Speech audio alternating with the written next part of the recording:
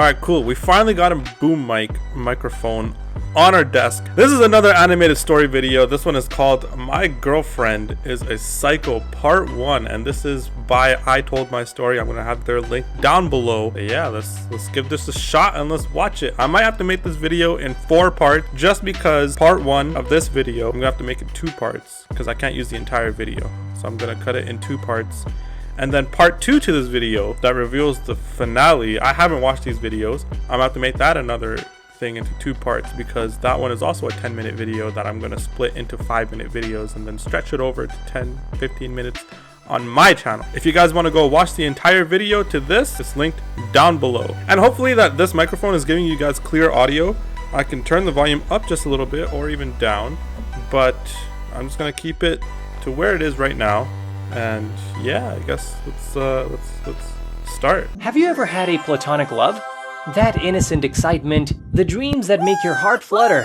My platonic love was Clara from the class next door.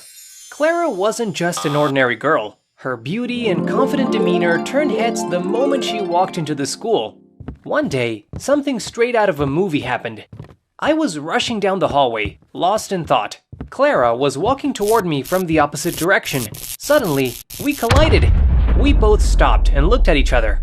At that moment, time seemed to freeze.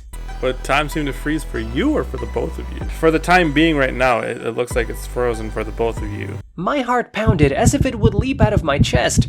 I'm so sorry, really sorry. I blurted out in a panic. Clara, with a faint smile, replied, "It's okay." Inside my head, a voice shouted, "Listen, I can think what he's thinking. He's like, I gotta get the hell out of there before I screw this up." Come on, Ian. This is the chance you've been waiting for. Say something. Say anything. Yeah, but you're gonna say something and then you're just gonna screw it up. At least that's in my experience, you know? Just then, Clara stepped back slightly and asked, "Were you going to say something?" I froze.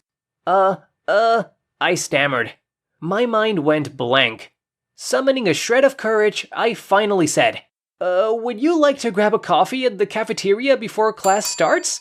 Clara paused for a few seconds, then smiled sweetly. "Sure," she said. Oh my god, she said yes. Oh, perfect. I'm done. We're good. I couldn't believe it. Clara said yes. This had to be a dream. Standing next to her, I pinched myself slightly. The sudden sting made me yelp, "Ouch!" Clara stopped smiling and turned to me. "Are you okay?" She probably thinks he's weird as hell. But you just yelled, "Ow!" You know, it's like, yeah. She asked, with slight concern in her eyes. Yeah, I'm fine," I replied, my face turning red. I tried to pull myself together, but my heart wouldn't stop racing.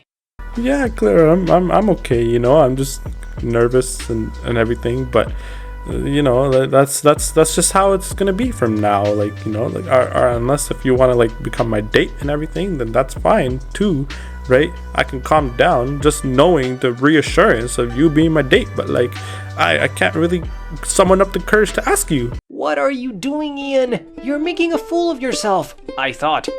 That week, I couldn't stop replaying that brief moment with Clara in my head. Every detail was etched into my memory. On Friday after school, I finally mustered the courage to ask her out. Nervously, I asked, would you like to go to the movies this weekend?" Yeah, I heard that they're playing Final Destination right now, and it seems scary, and I was just wondering if you wanted to come with me, you know? That's something that if you're interested in, we can go watch Final Destination. I'll buy the snacks and everything too. Your ticket's covered, you know? You don't have to worry about anything. Just show up and we'll have a good time. Clara, with her usual sweet smile, replied, "Of course. Why not?" Awesome, we're gonna go watch Final Destination. Hopefully she gets scared so that we can cuddle up on the seat. On Saturday, we sat side by side at the cinema. Throughout the movie, I was focused on her every move. Whenever she laughed, it was as if her happiness lit up my entire world. Afterward, we went for burgers. Clara's laughter, her conversation, everything about her was so natural and beautiful that I wished those moments would never end. That day was the happiest day of my life. It felt like I was living a real-life fairy tale. But fairy tales have endings too, don't they? What awaited me was far from a happy ending, as I would soon learn. On Monday after school, Clara and I went to a cafe near the school. Everything was perfect. The laughter, the conversation, everything felt like a dream come true. Until I received an Instagram message. Oh shit, it's one of Clara's best friends that's trying to steal him away from whoa. This girl on Instagram probably didn't even know that this guy existed until he started dating Clara. Like, god damn, this guy's getting clout, you know? Shit, alright, cool, alright, I see you. It was from Zoe, one of my closest friends from class. Oh, it's a close friend. Okay, never mind. She's not like a... Alright. I handed my phone to Clara and said, "Look at this, isn't it hilarious?" Clara's expression immediately changed. She frowned and asked, "Who's Zoe?" Whoa, Clara's pissed. She's like, "Who's this bitch on your phone? Why does she have your number? Why is she on your Instagram? Who slid into your DMs? I should be the only one sliding into your DMs. Come on." Did she fart or did he fart? Oh man. I hesitated for a moment before calmly replying, "She's from our class. You probably know her. She's one of my closest friends." Wait, wasn't she like your science lab partner? You guys dissected a pig together. What are you talking about? Who's Zoe? Clara stared at me with a sharp expression. "Do girls always message you like this?" she asked. "No, love, it's just Zoe. She's a close friend," I said, trying to defuse the situation, but Clara's face grew even sterner. "I don't want her messaging you again," she said coldly. Whoa, wait a minute. She's my childhood friend. I can't just cut her out of my life, you know? Like, that's... If you had a childhood guy friend, cut him out too then. It goes both ways. Ugh.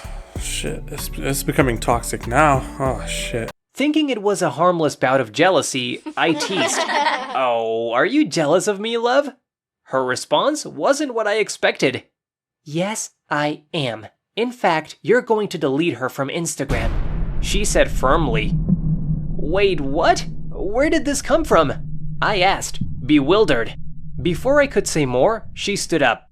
"If I see her on your Instagram tomorrow, it's over, Ian," she declared, before storming out of the cafe. Oh man, she's gonna chop his balls off. That's what's gonna happen right there, right then and there. But you know what, dude, this is your first date. You guys are not that intimate yet, you know? Like that, you cannot just say cut ties with this person just because you've been friends for 13 years. I'm gonna say 13 years just because it's a childhood friend and it's his best friend. They probably grew up together.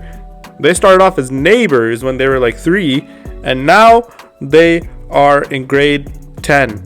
That evening, I messaged her countless times, called her, but Clara didn't respond. Dude, you gotta take that as a sign as she doesn't want to friggin' be your friend now, man. Like, until you get rid of Zoe, she's done. And you're simping over the fact that, I mean, why don't you just date Zoe at this point? I was left with a dilemma. On one hand, there was the love of my life, Clara. Okay, at least if it's the love of your life, then that makes sense. On the other hand, my years-long friendship with Zoe. My mind was in turmoil, but I couldn't risk losing Clara. The best option was to delete Zoe. So you're just gonna get her to dictate whatever friend group that you have. I could explain it to her later, somehow. But Clara, even the thought of losing her took my breath away. The next day, I saw Clara in the school corridor. Seeing the coldness in her eyes, I hesitated for a moment. "Why didn't you answer my calls? I was so worried about you," I said. Clara, with a stern expression, replied, "Give me your phone. I need to check if you deleted her." Of course he deleted her, man. Like, this guy's head over heels for you, and you're questioning his loyalty right now. You've only been on one date. "Love, I deleted her last night," I said calmly. "You're right. After all, you don't know Zoe. If you did, you'd see she's a great person." Clara interrupted angrily. Oh. So now you're sticking up for her, huh? She's like, "What about me? You know, I'm the only person you should be sticking up for, not that, not that, you know, like, you got, yeah." Anyway, I hope you guys enjoyed. I'm gonna leave the video here, cut it off. Hit that subscribe icon and that bell icon down below, and right here, that little watermark that has my name on it. You can subscribe over there too. That's, you know, just We're trying to get to 1,000 subscribers. We are at, I don't even know how many, 600, 615, I think, 620. Maybe 620.